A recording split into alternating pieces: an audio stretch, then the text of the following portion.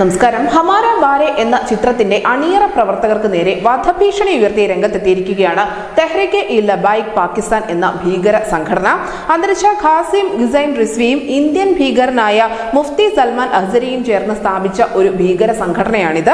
സംഘടനയുടെ അനുയായികളാണ് നിലവിൽ ഈ ഹമാര ബാര എന്നുള്ള ചിത്രത്തിന്റെ അണിയറ പ്രവർത്തകർക്കെതിരെ വധഭീഷണി ഉയർത്തിയിരിക്കുന്നത്. IS ഭീകരർ ബന്ദികളെ ചിരച്ഛേദം ചെയ്യുന്ന വീഡിയോകളും ഭീഷണിയായി സോഷ്യൽ മീഡിയയിൽ ഇവർ പങ്കുവച്ചിട്ടുണ്ട്.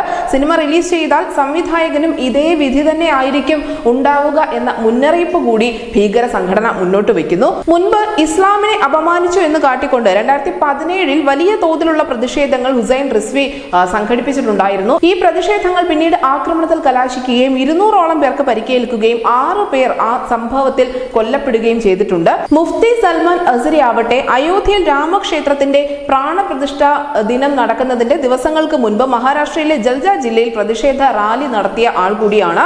ഇപ്പോൾ നായ്ക്കൾ ആഘോഷിക്കുന്നു, നാളെ ഞങ്ങൾ ആഘോഷിക്കും എന്നായിരുന്നു അയോധ്യയുമായി ബന്ധപ്പെട്ടുകൊണ്ട് ഈ ഭീകരൻ നടത്തിയ പ്രസ്താവന. തുടർന്ന് പോലീസ് കേസെടുക്കുകയും ഗുജറാത്തി പോലീസ് കോഡ് മുംബൈ ഘട്ട്കോപ്പറിലെത്തി ഇയാളെ പിടികൂടുകയും ചെയ്തിട്ടുണ്ടായിരുന്നു. എന്തായാലും ഈ ചിത്രത്തിന് നേർക്ക് വലിയ പ്രതിഷേധമാണ് ഉയർന്നുകൊണ്ടിരിക്കുന്നത്.